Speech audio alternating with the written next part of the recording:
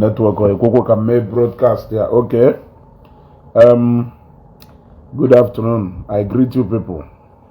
Ndị nkem, ndị nwe na ndị nwe.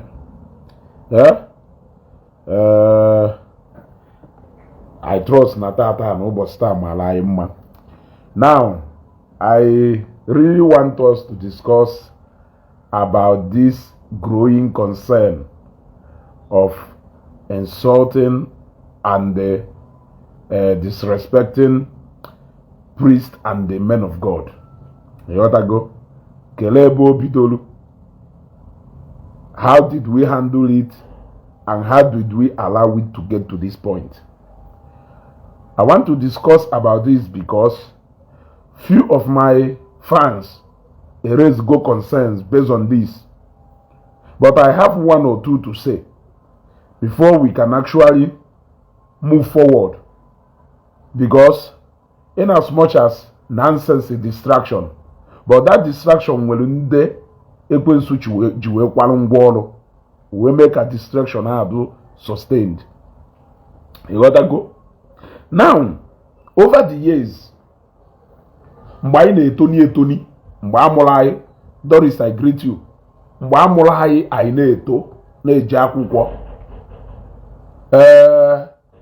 Umulu respect azela n'ime anyị na-ade nwe na ịnụ ha na onye ahụ a man of God. In fact, I know ha na onye ahụ a man of God. I know ha na onye ahụ an evangelist. I know ha na onye ahụ an ordained priest. Umwelu a kind of respect azela anyị n'ime anyị ji wee too wee ruo na age ebe anyị nọ tata. Nevertheless, along the line, the group of Ndotu Matayase Habinite, we introduce the habit of calling men of God names, insulting them, abusing them, disrespecting them, belittling them to be almost equal to nothing.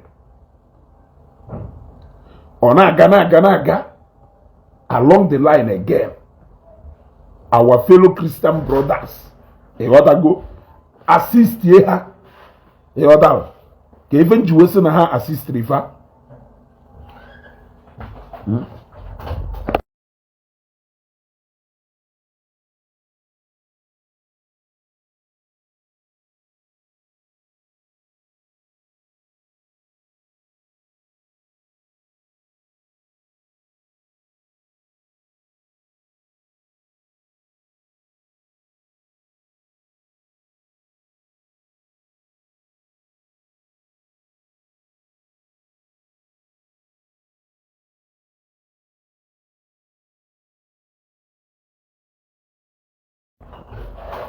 Okay, let us continue.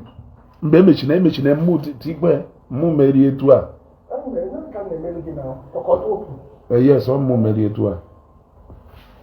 want to go? So, along the line, our Christian brothers, you want to go? Maybe see complete through a bringing in denomination, favoritism, my favorite this, my favorite that. We may be complete. Don't forget that Nandu tu Mataya say how but the confusion. But all people like us, Nyeziraka, we sustain it. Even some clergymen and some men of God, we check the remaining table follow. All Hama encourages Rindu tu Mataya say. Encourages here the rest of us. Why? Now these people who no regard, they are ordinary men after all. There is nothing special about them, and I will run you down of how it started.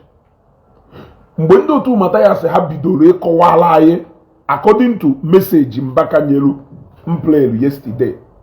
I was pointing at somewhere with that message Mbaka, but some people message Father Mbaka. He got to go apologies to one of my fans correct him about this message for Mbaka. He got to go play where he was talking about Ndemmadeda shows the reduce Christianity to a mere social club. taking away that spiritual aspect of it, that supernatural nature of God, that power that has to do with Christianity. People are taking it away, reducing it to a mere gathering of people. You want to go?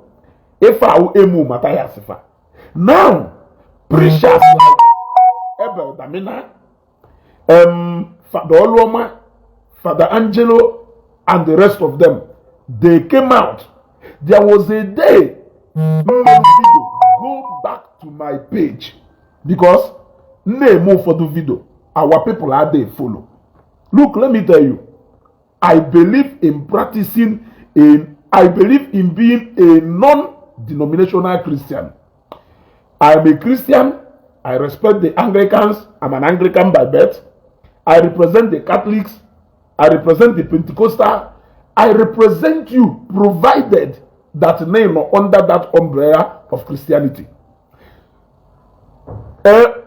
When I started this, I believe that all men of God under that umbrella of Christianity should be treated with equality. I believe all this discrimination, this person is my favorite, this person is my favorite, I can talk about this person, but we cannot talk about this person, all contribute to what brought us to where we are today. Also need to bring it right to where we are today, where people now throw insult. You insult my favorite man of God, I insult your favorite man of God. But the way we started this, I never want us to bring in denomination into this. No, it's a Catholic priest, therefore I cannot tolerate any kind of this. He's an Anglican. No, I never wanted us to get to this point. Are you getting what I'm saying? Now let us continue. They started by reducing God to a male being that doesn't possess any power. He is so powerless. There is nothing he can do. He doesn't have the power to heal. He doesn't have the power to bless. He doesn't have the power to do impossible things. If that God is so powerless that he doesn't possess the power to do all these things in a list lie, then where do you think that the respect the mother now transfer to you? Where do you think now that respect in Abia from? Yeah? A second. Broadcaster is very important. I want you to share this video so that we will know how we started and how we got to where we are today. So that if we are going to go back to number one and start afresh, then because of what? Our enemies are laughing at us. They are enjoying the groove, in case if you don't know.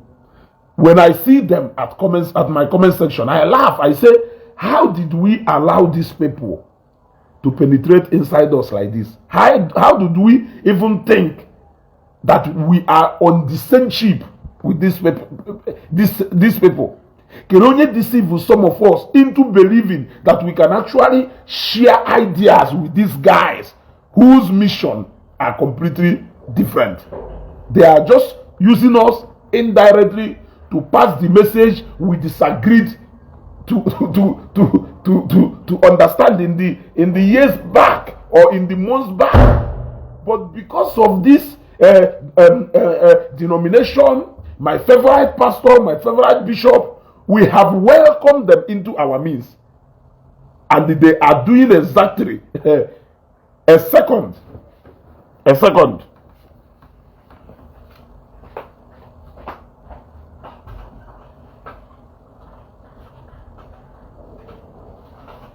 Okay, all right. So we continue. Let's continue. Now, remember what I was saying before. I don't really want to be distracted much. Now, when likes of Abel Damina, Father Oloma, Father Angelo started entertaining Matthias and his groups by reducing this God to a male being who has no power. I mean, it is only a powerful man that people can fear.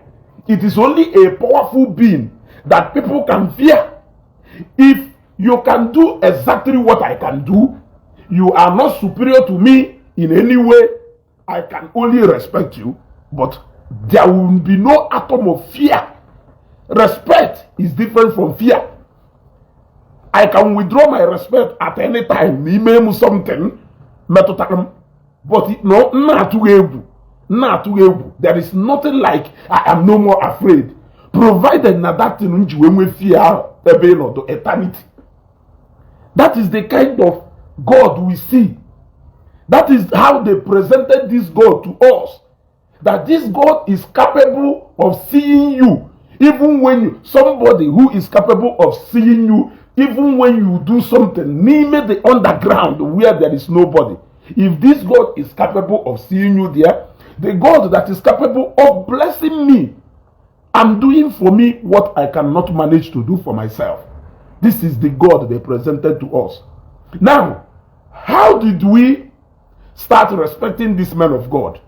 We started respecting this man of God because we believe that this man may interaction with this superior being, this God that is so powerful, this God that can decide to take away your life at the slightest distance, this God that is capable of doing things that you cannot do for yourself, that this man has the capacity to interact with this God, they hear from this God, that this God has given them power to act on certain things that he is able to do. In other words, we see some of them as our middlemen, those who help us to communicate, who intercede for us. That is why we respect and have that kind of fear the moment they call a man of God, because through them we see this God and Nkumake. Now, the first set of these clergymen, I don't want to call them end time prophets. I don't want to call them end time pastors. I don't want to call them end time priests, because whatever thing Hane Bible talked about it. In the last day. You know that go? They reduced this God to almost nothing, making the man who intercede for us, maybe this God, look so ordinary. You see, if the God you are, if you are a man of God and that God is so powerless, why should I respect you? I fear nobody. If this God is not capable of me waking up one day and this God will seize my bread, why should I be scared of you? Why should I fear you? What is that respect for? Especially when we don't have one-on-one. That it is because of the powerful nature of this God.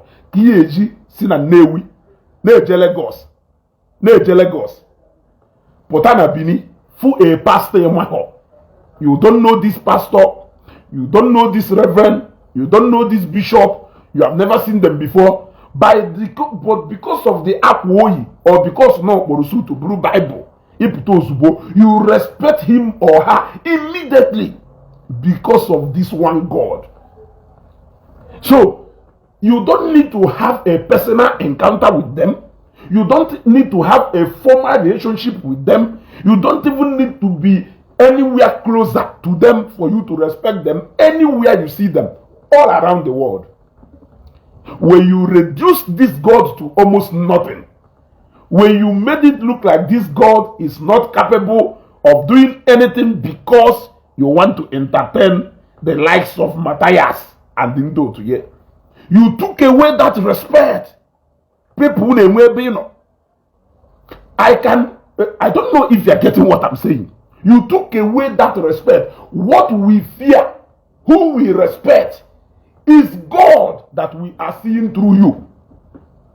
Now, if that God is not capable of doing anything for me, if you are telling me that that same thing I am praying to that God to do for me, that I can actually do it for myself, what do I really need that God for? I am asking you, what do I really need a man who can provide for me, who cannot even provide for me what I can provide for myself. So, in other words, you are trying to tell me that God is not in existence. Therefore, you being a man of God is more like saying you are an ordinary man, just like me. You have the capacity, just like I have the capacity. There is no difference between you and me. You have broken that barrier. Those are the first set of priests that made this insult to be obvious. Remember, I said the first people who now they're from different kingdom altogether. The second people were the end time prophets. They rose in numbers, in their numbers. Now they started attacking their fellow men of God. That is even what made it worse. They started attacking their fellow men of God, using all manner of words against their fellow men of God, bringing division in the kingdom. And the moment that division battle, onye ọwụna yeke state, onye ọwụna nọrụzie ebe loyalty edo. I don't know if you're getting what I'm saying. The moment ha bring that division into the kingdom, ayeke state, onye ọwụna marụzie ebe okwukwe edo, ọnọrụzie ebe a na-defend from that angle. It led us into the last phase, which is what? Where we are today. Why did I say that no leader are into the last phase, where we are today? Share this video. Metroma can like and love, because this broadcast name will actually help us to go back to the drawing board if we want. But if we don't want, like I said, alana Jezo ute mgbe ịzọtala ute amana na ya bịa tọọ ya n'isi m wee sịrị aghalụ ndụ kpara akụ onye ilo erie wee sịkwarụ na ka ga-esi wepụ nke agbala aka na-azụ ana onye jiji ana akọ iji na ana. All these three Evangelist to me had a lead appointed somewhere, which is what I saw. Kainolune siri niaja kamataya se hana march forward. All these things in on Facebook, it is to their own advantage, and they have with the fuel on our way there because na farm and here with the highest tool how you use against the church, which is gonna let us divide them. That is why some of them, let me tell you what they are doing. That is why some of them say, nah, no can do users. Name any genuine man of God in Nigeria. Now, ndepuru this same thing. Say na Jesus Christ is powerless. Say na Christian God does not exist. Or put among them. Mbaka is the only true man of God. Onya wonye mma mfugoro comment here. Onye mma of one of my page. If Ojagwa Efawo, who will instigate here the adorers against the Zionites. Now, knowing that Zion is the controversial, knowing that Zion is the most controversial and maybe the most scandal now, they need to align with the other people against Zion, so that game nda na side there ha wan ruzie na middle na pilot ife niile he divide onwe ha into two for the name ha with multiple account unu na anu ye ha na enwela anule ha wan na enwela anule. That is why they don't even talk much these days. They simply divide themselves into supporting this person or supporting this person even within the same Christendom. Now let me tell you again how we divide these religious leaders. Let me give you for instance. Evangelist Ebuka Obi is a man of God. Father Webe is a man of God. We all respect all of them. In fact, there are reasons those who don't respect Father Webe will see more of people who are supporting Father Nwebe from the Catholic Church. And you will see more of people who are supporting Evangelist Ebuka Obi from people who do more like, they might be Catholics, but they are now more like non-denominational now. How they Catholic, but they go to Zion as in a non-denominational way. How just because they like what is happening in Zion. Now, let me tell you what is happening. These are both men of God. They have the way how goes Evangelist Ebuka Obi. It doesn't matter whether he is ordained in the Catholic Church or not. The most important thing is that he is a man of God. He represents that God, same God, the one I watch it. So, if you can support Father Nwebe joy to talk down on Evangelist Ebuka Obi, knowing fully well that those people who are respecting Evangelist Ebuka Obi are respecting him because of this same God. Why some people will respect Father Nwebe and not support you? Then only if I against Father Nwebe Paul joy. Then I support and I support where have you seen how look even Kunde is because Evangelist Ebuka Obi has never responded to Father Nwebe joy personally. We have to be fair on that part. He has never addressed Father Nwebe joy personally. It has always been him versus followers and sympathizers of Zion. So you will agree with me that illustration is very right. Now in this case, Father Nwebe joy is now the person who is telling people that you see this man is just an ordinary man. You don't really need to respect him. Why are you respecting him? Now, the same thing Evangelist Ebuka Obi aka also not near the sacred in his call, which is gonna his virginity. Ngwa Reverend Father, pụtakwazie na-asị ndị mmadụ hapụ na ife ahụ ọ na-ekwu na ife ahụ ọ na-ekwu wase na ife ahụ na ome na ọwụ he ịghọtago.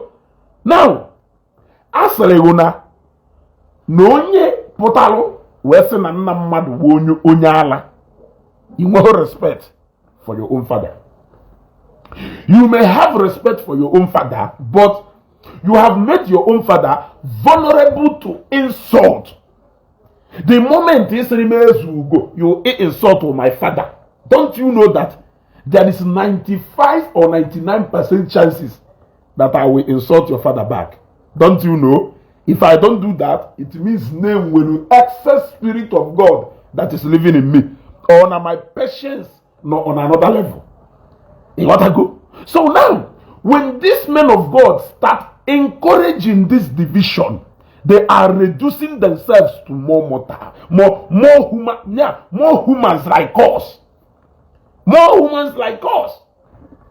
I found it very insulting and very demeaning. Father Nwebe joy being in a program with Kuku to discuss about Evangelist Ebuka Obi. The same way so many other clergymen which made the same thing. We are giving these people impression that all these things are it is true. Let me tell you something. Let me shock you. If we was on 1 million, say her Father Mbaka or the fake. Iya for one number of people ya put there. Say yes, not the fake. If they are so not the real. If we Evangelist Ebuka Obi, iya if they are so na hard the fake. If they are so na hard the real. Now, since you know that there are people outside who are even ready to judge you in a way, go pastor Joshua, can judge why your fellow clergyman or your fellow pastor. Why can't we put our house in order? Why are we giving people immunity into calling you men of God out? Because what you are doing is giving people immunity. The more Father Nwebe joy, now fire down on Evangelist Ebuka Obi, the more the people who love him are ready to also fire down on you. You are the one who has given people instruction to say, I am free for anybody to insult me. Yes, I am, like I said, your own father, the vulnerable to somebody, you cannot help it. I keep saying it. You are entitled to what you say or do. The reaction that comes after it, you have no decision. It is not your decision entirely. So, in other words, you are free to act in a certain way, but you cannot control the reactions that will come after that. Ever can see when problem. Hear me. That is the only place in which we problem with Ifahumelu, with adorers then and the Zionites. These are very two congregation, massive congregation of people, and we can't afford for these two people to always be crashing. It will be a credit to Matthias and his groups. And if you are not seeing it like that, then I'm almost saying now, but Ndotu Father Mbaka stroke Ndotu Evangelist Ebuka Obi. You can no longer be saying that Evangelist Ebuka Obi is not an ordained. If you keep saying that, you are deceiving yourself. Because this is a man who controls the loyalty of millions of people. Majority of them are youth. How can you possibly reduce that man to just a mere man because of even a local government chairman? Can you just call it because the mayor of Nnewi North, when you are in charge of Nnewi North, Nnewi North too, you cannot come there and just say, he is just ordinary this. Yes, just yesterday na Lagos, na Canary Ward, na Lagos State, Chetoko na territory here na Nnewi. The moment to make an entrance into Canary Ward, he was immediately your battle. And recognize here, nye yoche na high table, na Lagos State. You want to go? Before that, you can no longer say, okay, nyana governor, nyana House of Rep member, nyana House of Assembly member, wofu, nyana senator, wofu, nyana president, wofu, nyana governor, wofu. In the Kulongo, because nyana we territory, about capture go like this. Not to talk of somebody. He cannot refer Evangelist Ebuka Obi as he is not ordained. I will keep telling you, some of your ordained priests, I am an Anglican. Some of our ordained reverend, you cannot control quota of loyalty. Evangelist Ebuka Obi, not control. How can you honestly be referring such a man as just a man simply because no you have watcher? Bishop Bisayaka or Bishop Catholic Church Bisalo Adeboyaka or Nya Bisalo Oyedepaka or Nya Bisalo Oyisindeka Sabat Yaka, and yet those people didn't have respect the same way. But as Christians, what we owe each other is to respect our our religious leaders, not minding who that person is. Mfa Adeboye na Odenuri under Anglican Church, which is where my faith is. No, what I know is that this is a man of God. This man represents this God we are worshiping. This man represents this God we are worshiping. And the moment he make a prono as a Catholic, we insult to Adeboye. Malo na the congregation, insult my clergymen. That is why in Jewish now he is to encourage the growing insult and in the clergymen and in the men of God among us, because he is your favorite. This one belongs to the same faith with you, and this one belongs to the same faith with you. I don't know. I don't know. I'm a lot of Catholic priests. I respect them. Look, you see the Newi Polo na Nobi. Figwe Nobi. Figwe Nobi. He respects the same way. If you respect Igwe Newi, it doesn't matter. No, your Igwe. They are all they are all our cultural, our traditional rulers. They are all representing the various culture and tradition of our people. They are custodian of the same culture because we are the same Igbo people. God, just like somebody there, God amoro, he was a Catholic. God amoro, he was an Anglican. He had the ticket a Catholic jenigwe. He had the ticket an Anglican jenigwe. Ye ticket in the adoration anyway. Ye anyway. All face of God can the Madonna Pagari Benina Genesiki. My mind may be comfortable with this pastor and may not be comfortable with this pastor, but I respect him as a man of God. But my spirit flowed within Konya, and there is nothing absolutely you can do about it. So, all I know about that discrimination now, we are giving imaginable mother yama and I offer them with joy afa and I offer them back afa. Even those people now to before at the mention of Father Mbaka's name.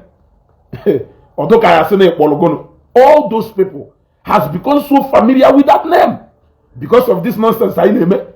Yeah? You think you can win this? You cannot win this. At the end of the day, you can never win. You can never move Zion out from Lagos here, except to decide to move to the east. You cannot move adoration from Elugbebono. You cannot even move congregation of Father Webe from Ebahano. So at the end of the day, if you think you are going to win, I will ask you, all those people who has been fighting these guys from Gono, the only difference is that those days, and this fight in between a different faith. But these days, they fight and do more within the same faith, which is what makes it more dangerous. And guess what? It is vindicating Matthias more and more. You cannot afford to give him that credit. If what Matthias has succeeded in doing is bringing confusion into our Christian faith, you can't say that he has failed. He may have failed to establish physical structures, you can see. But you can't fail to tell me that he has managed to plant a seed of distraction among Christians. And people are now struggling. I watch Father Oloma, I watch Father Angelo, I watch Ebel Damina, and the rest of them trying to reduce this God into a mere human being. If he is so powerless, why am I worshiping a God who cannot do for me what I cannot do for myself? Why am I worshiping that God? Then why would I respect you as a man who represents this God? The God you have said can even not just see. The truth is that if Ofodu adorers, let me correct Wikuku. Now this write-up the other day, they have reduced church into a miracle seeking. I have a video again where Mbaka was talking about how this God is a miracle God. How this God has instructed us to do more than he actually did in the Bible. Yes. So meaning what? That there are even unthinkable miracles God man power. If you people are using because na good onya with differences or na good onya with differences, una choose kunu worry we reduce this God into a mere mortal. We are also going to reduce you men of God into a mere mortal. Yes.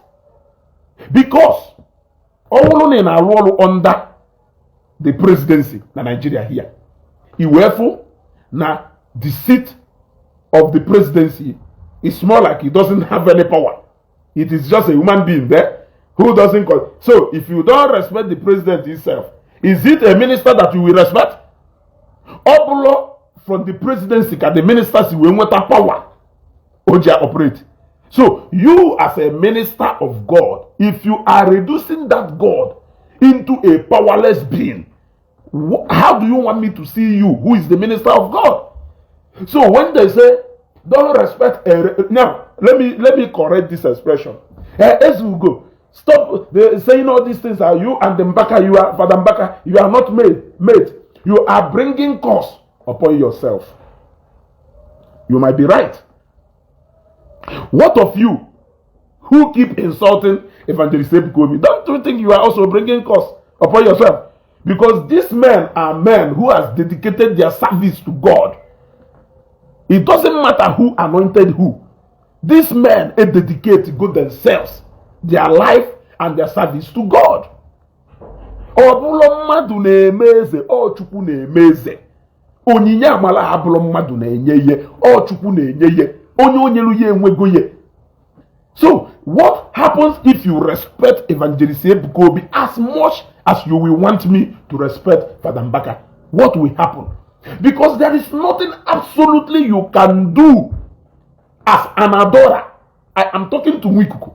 There is nothing, I am talking to Father Webe. There is nothing actually you can do as a Catholic to discourage those people who are loyal, who their loyalty lies in Zion. Rather, you are opening up a door of insult upon yourself. Because the more you talk, the more people insult you, the more those people who are defending you defend you, the more people insult you more. And vice versa. On a normal, I grew up knowing Father Mbaka. We know how we regarded him. We know how we are still regarding him. But all these things are amazing, and for these people less. And that is why in USA,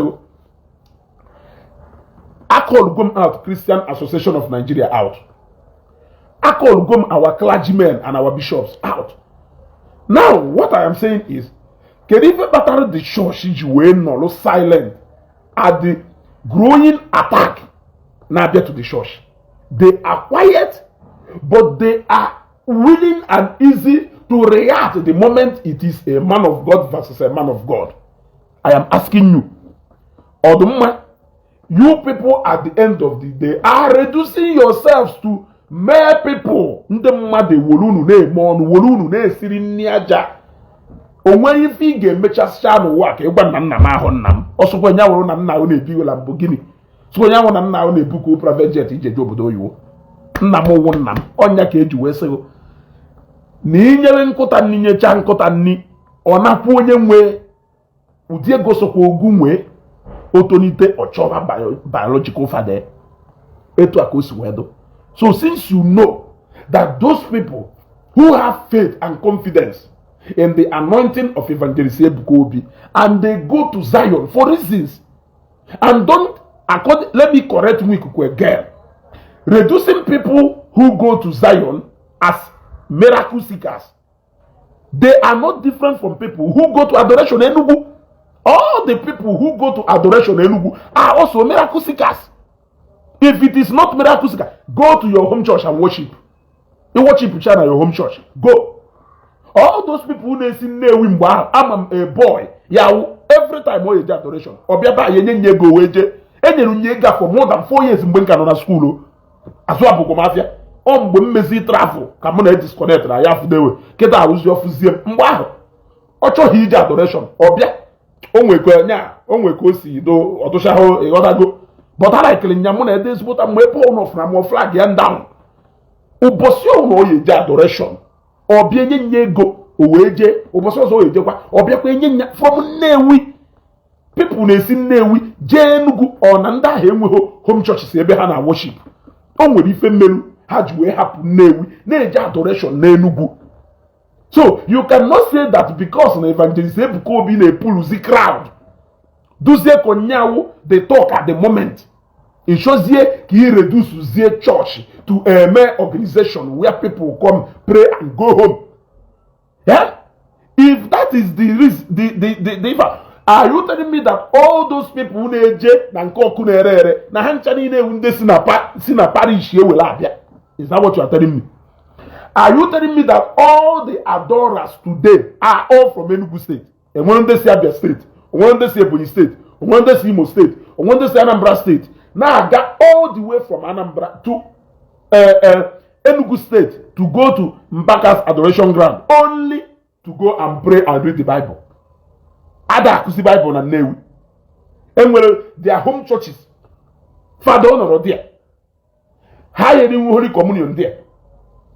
The truth remains that you people are playing into the trap of Matthias, and they are very bad for everybody. Makana. Osofia say na mgbe nsi ya apia na siri no ye yire code. Okay, ma this thing on na build. Una amaro the future effect of if ono na build today. Unu ji because of ko we woro na nke ga amaka ki we putu onko onya we reduce zie Christianity to a mere social gathering where people come with a unity in something, we do it, we go home. If there is no spirituality, if there is no supernatural power, that God is not worth worshiping. Yes. If I can provide everything I want for myself, or even Lotalo can marry, I am not expecting him to do anything. The truth is that I am expecting God to do a lot of things for me. Some of them are what I cannot do for myself. Yes, there are a lot of things I am expecting God to do for me. And he is doing the most he can for me. Man, who may play into the trap of Matthias, key seed of discourse, and I go in the Reverend Father, see, now go in the pastor, see, now go in the evangelist, see. I cannot even insult even an evangelist. Not to talk of Onyemwelu. Fate of millions of people to tie to him. You want to reduce him to nothing because a bishop did not lay his hands on him? Is that what you are telling me? For God's sake, let us be realistic. Let us be realistic. There was a day in open heaven. Number naga 70 something 80,000, 85,000 70 something thousand, 90 something thousand, 80. So at the end of this program, it is assumed that by the time this program got 2 days, 1 day, 1 week, 2 weeks, it will assume that now this program again to go across close to 5 million people. And you want to reduce such a man to just a mere somebody because he is not ordained under the Catholic Church. Let us stop all this nonsense, for God's sake. Let us stop all this nonsense. On a normal before, nobody dare open their mouth to insult a Reverend Father. Nobody dares. By the fact that ne wolona a Reverend Father na Catholic Church or ne wolona ukochuku from Anglican Church, respect the bishop ka yenye. Also kwenya wolunda na Holy Ghost Fathers for the mere fact that also kwenya wona mo na go woy wule biri detua na amariton jakere. The moment enyelu nya a odenu ha na as a priest nke ga idugodu na favored. It doesn't matter ni nebele onye kpuru ise ebele ofuzo. It doesn't matter ni nebele onye ngwore ebele ogi ije. You are high spiritually favored immediately. That respect you get automatically. Ne father na way respect or father. Yeah? So amoro mi fi na-eje ka go na Evangelist Ebuka Obi je na azo. Because by the mere fact that ne wona an ordained Reverend Father, he will go respect among everybody. Even when Matthias sees you, he will still respect you as a Reverend Father. He will not still talk to you the way he will talk to me or refer to anybody. You see? So I don't understand what this tussle is all about. I am being honest here. I don't understand what this power tussle is all about or where it is driving to. You have a call to serve God in a specific area, keep mass, do what you can do. Many people God do raise up in different categories. They must not wear white. They must not calamas. They must not administer also. But they are also serving God in different capacities. I have those who have shared their personal testimony to me in Zion that Zion people does not even know that they exist. They came to Zion, they experienced the testimony, they left to whatever thing they are doing. They never even went back to Zion again. Some of them just follow open heaven. There are thousands of them. So if you think it is all about this Facebook, I have told you about a testimony somebody shared to me. Now vintage, I will never forget that day. I came back to Nigeria the same day, called that my friend, vintage, vintage, New Victoria State. This is somebody at the Jekewoka. Onya John Semezugo, and I have to come to Zion. See what Zion, or Zion now. We share a testimony to me. Onya as up at the Bohop and Zion Church before. There are also so many people share their testimony. Nanke Fada Mbaka. And when so many people share their testimony, Nanke Bubemonso. And when so many people share na testimony, even Nanke Evangelist Christian Chukwa no, even some other ministries that are not even as big as Nke Evangelist Ebuka Obi or Nke Fada Mbaka, but here we go encounter with God in all those ministries. There was a boy, or Zeus Koskibo, raised ego Ayeju made that guy kidney transplant. At the end of the day, one thing led to one thing. A man of God, Belu the guy Bele. Remember the case? Mataya said, "Golu." Say no, investigate. He investigated that case and he found out that every single thing either Skibo or Zeus said in that video were accurate. Or make sure that matter die down. Have you ever asked yourself, Kelunya with that pastor in question? Did you hear his name? We don't even know him. We don't even know that pastor yet. God used, yet thank you, Lord Zeus. We don't even know, and they are not even interested in mentioning the name of that pastor till today. But yet, God used Zulie. We warrior do kakidini. Apple verified hospitals. Apple hospitals. Hospitals Apple, but this popular one do Enugu. Apple hospital ya we ru eba ha so na me hanky panky. All hospitals were professionals in our world there. You cannot say that miracle does not exist. Even you as a Christian. Now, since you know that our God is a miracle working God, does it matter where that miracle comes from? It can come from adoration Enugu. It can come from Fadokunere. It can come from a man who will ministry and Ampo. It can come provided you are serving a true living God. Let me tell you, even Akukonso Walai are Georgina. For the moment you judge the mother, you will be judged. And that is what is happening to Father Nwebe. A lot of people who are defending him for the fact that he is an ordained Catholic priest in a Catholic church. Kudos. Kudos. You are a Catholic. Have you forgotten that I am not a Catholic? Have you forgotten that Mr. Okeke is not a Catholic?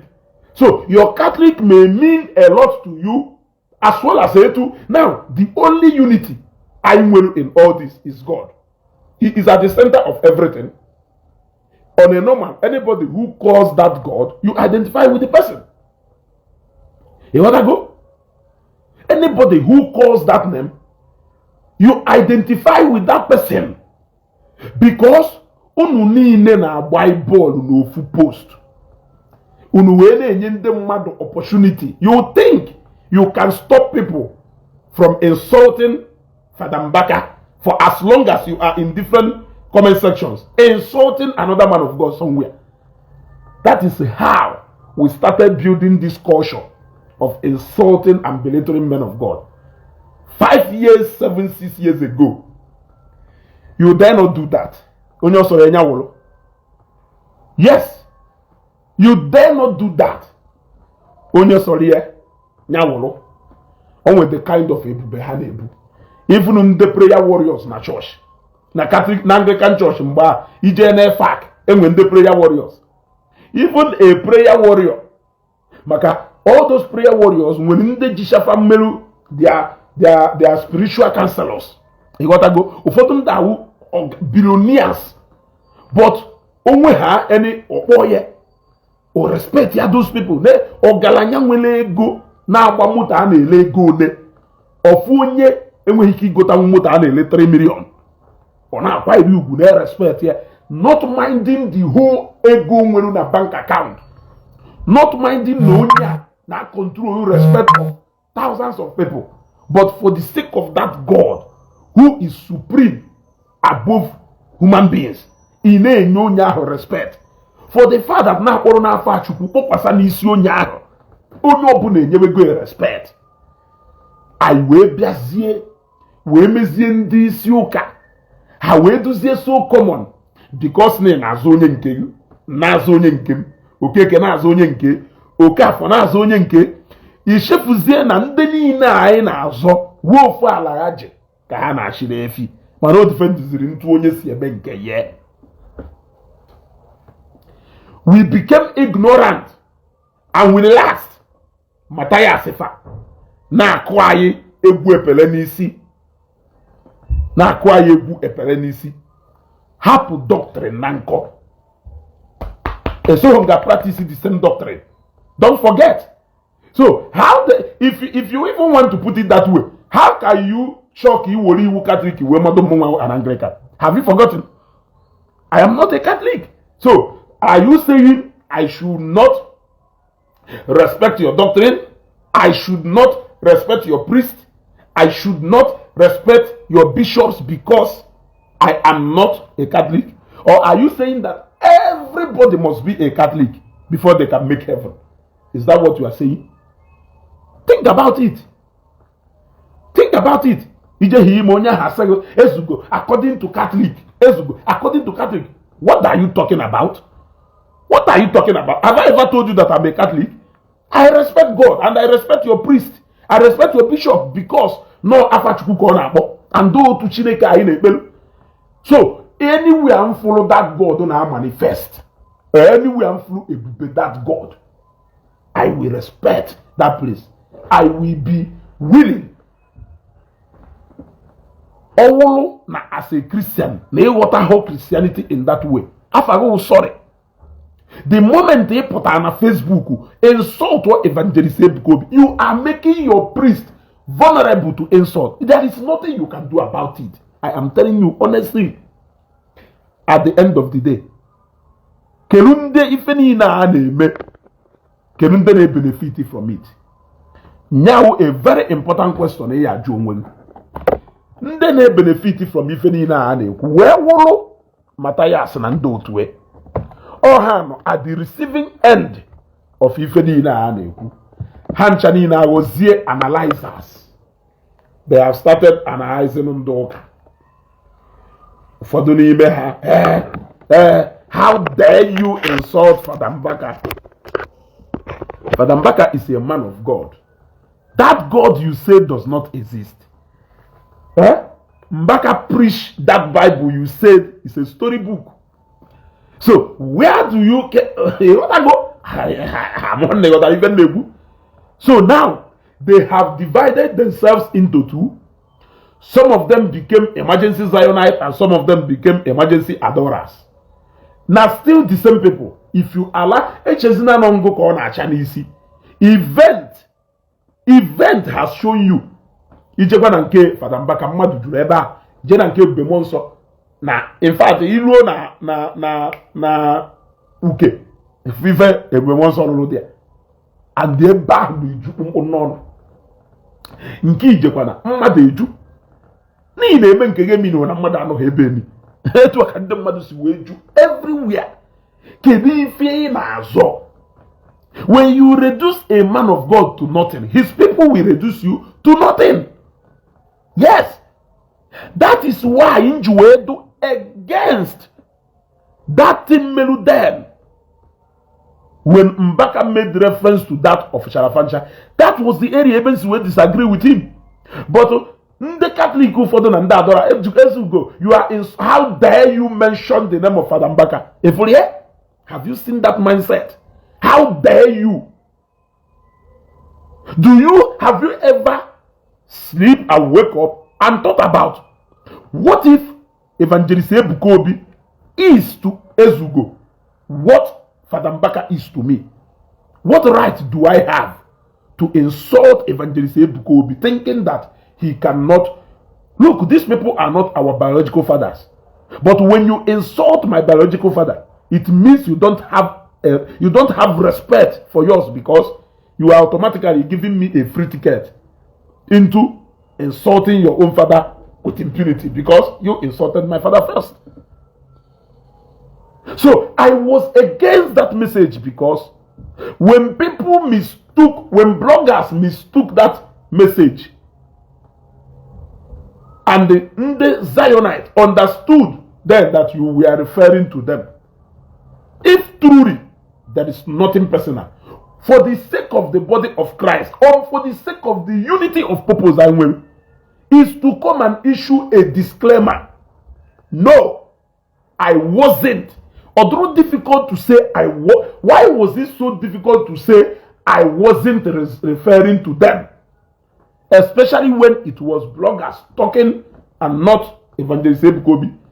Before, I know what it took for even Evangelist Ebuka Obi to make reference to such this thing.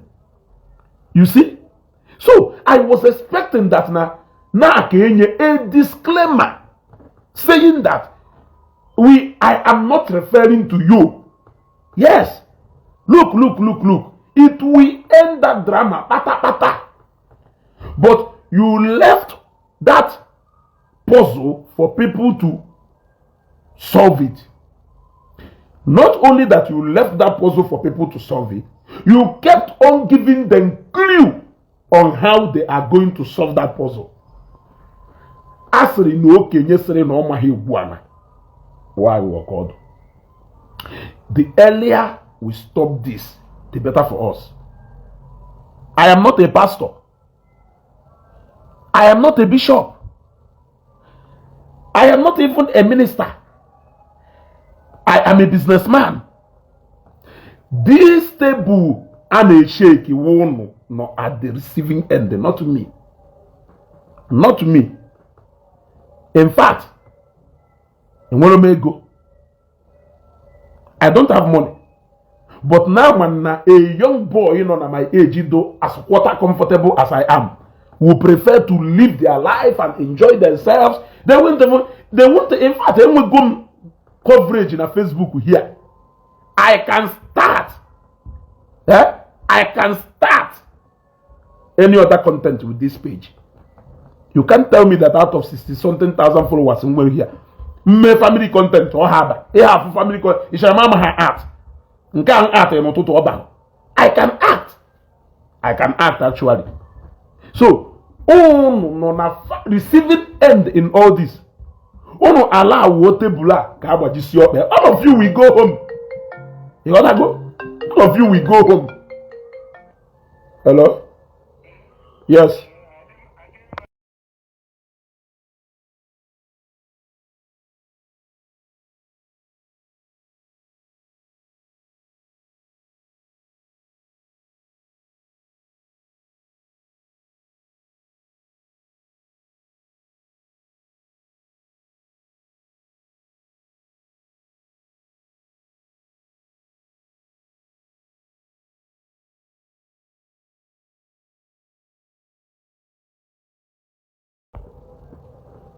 You gotta go.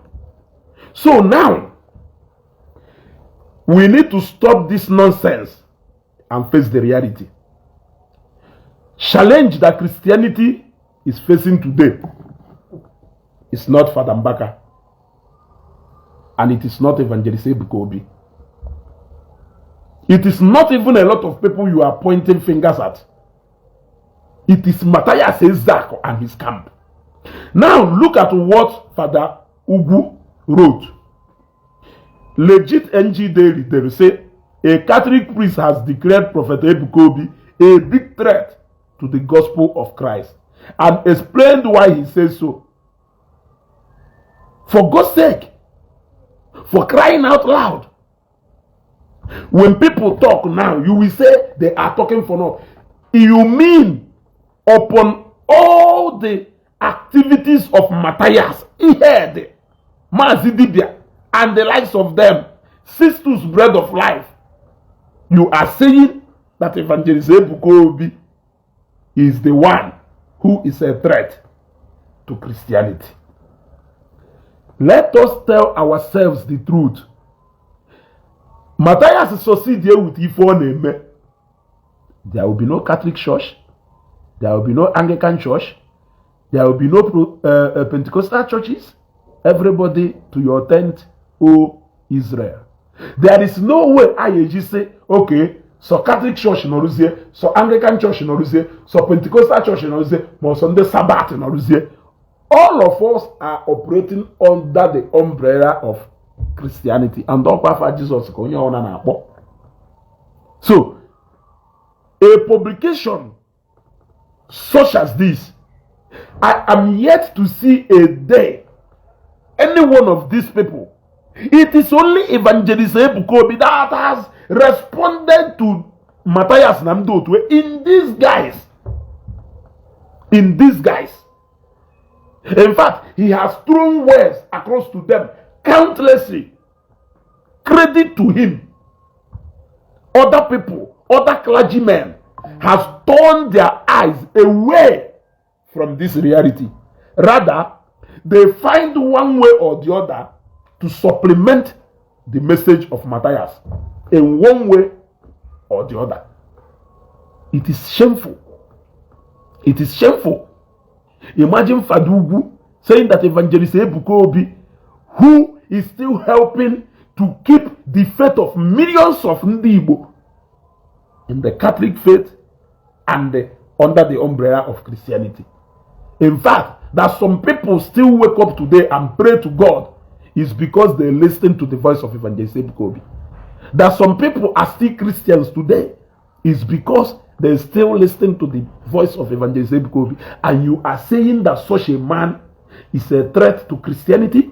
If Evangelist Ebuka Obi is a threat to Christianity, what is Matthias? Matthias is the threat itself, right? Kai check you.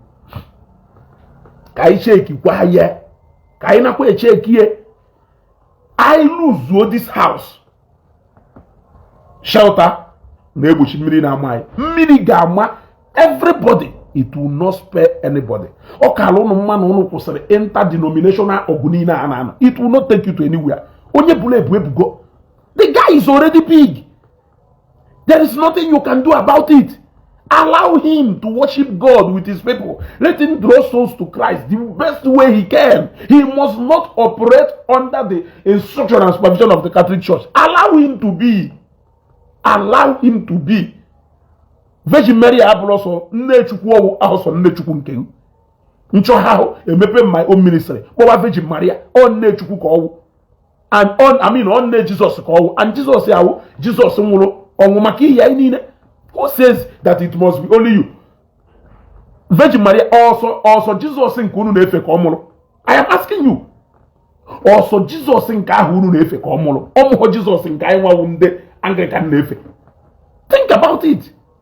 Forget about all those things. Allow him to do his ministry his own way. Allow him. Yes, read my lips. I said allow him. He has gone too far for you to bring him back. Go and write a fanku today. Let me tell you, continuous fight of fellow Christians on Evangelist Ebuka Obi will help Christianity to disappear more in this surface island. Go and write it somewhere. Continuous fight on Evangelist Ebuka Obi by fellow Christians. I am not talking about Matthias Ezako, miscreants. I'm not talking about those miscreants. Adame Kumakafa. You gotta go. Because only a true Christian will understand this message in Nigeria today. Neutrally.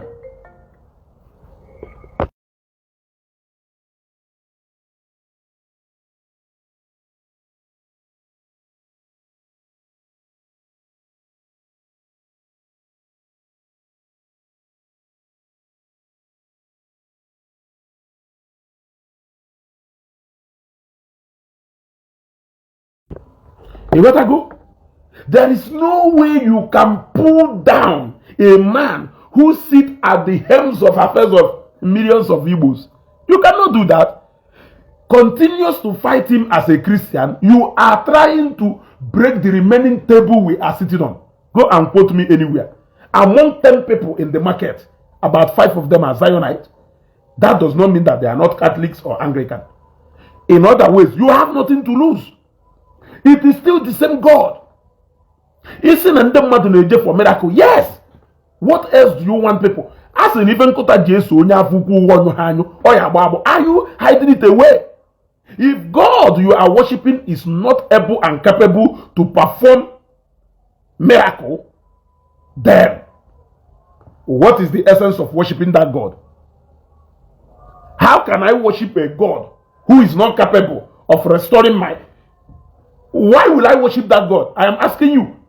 Eza na-ekpesa ala ọgwụ. Eza na-ekpesa ala ọgwụ. Ọbụlụ na ife aha abụrụzi afa, the Alpha and the Omega. Ọbụlụ na all those ụka afa emechi ụzọ osi mpio. Ọwụ na afa niile aha abụrụzi afa. Unu agwa anyị na afa niile aha efe dịga ewe. Let us go. We might as well live as Chinese or live like people who don't believe in the existence of any God. We will live our life as if there is nothing that is going to happen tomorrow. For as long as I am concerned, why I worship God is because I expect a lot from Him. Don't tell me also because of eternity. Yes. And when God will happen 90 years or 100 years or even 70 years. Oh, well, a lot of things need from God before me know that 70 years. And everything you that work pare pasu. Yes. If all the popular can command na fu mande half. Oh, because of daily prayer, say hi neighbor. Those are the miracles we are talking about. Even those are the miracles. That is why I go to Him rather than coming to you as a man. Yes, in your day, when Bekute, Makonya, Wonye, Megu, Ninegal, if any Nanya, Negal, so when me that is still a miracle. I thank you and I thank my God. You gotta go.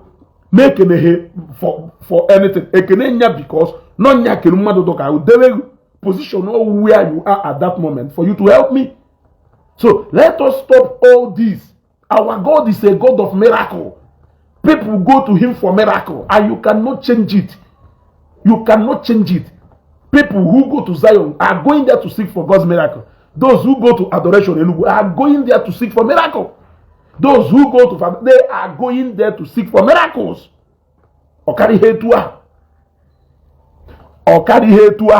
You cannot deceive yourself further in this. To say that Evangelist Ebuka Obi is leading a new generation. What are you saying? What are you even saying? The only difference is that the man and Pastor Jerry is basically into digital time and no more analog. I called it last time in my program. Networking of people. They have congregation from all around the world. Do you think fighting such people is more like bringing an end to the era of Christianity in Igbo land? I have to be honest with you. You will put sentiment away. You will know that what I am saying. So what Catholic Church, Anglican churches has already accepted all this. Or that brother I need that can you cow. You gotta go. Or that one. Hello?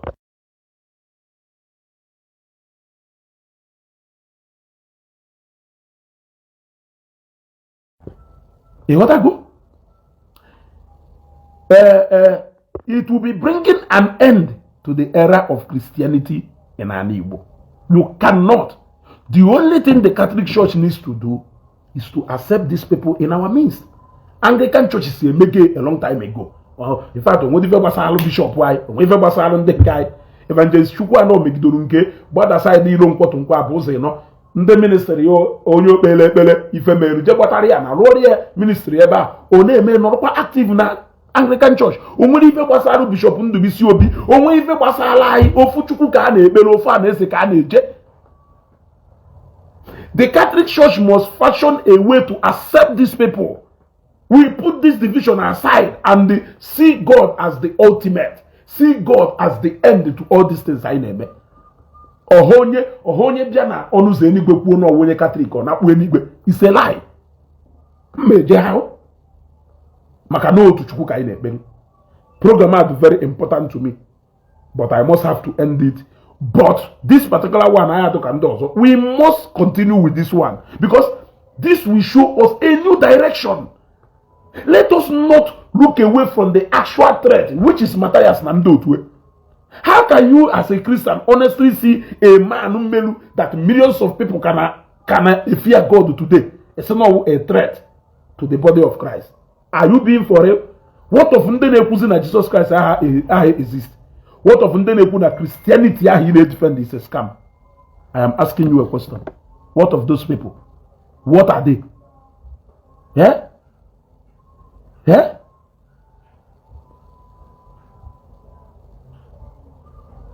You wanna go? So let us stop all this and face the real challenges, which is Matthias Nandotu. Atolo malo malo, manatolo feke. Ofe isi n'ofia. Ka ọ dụnụ.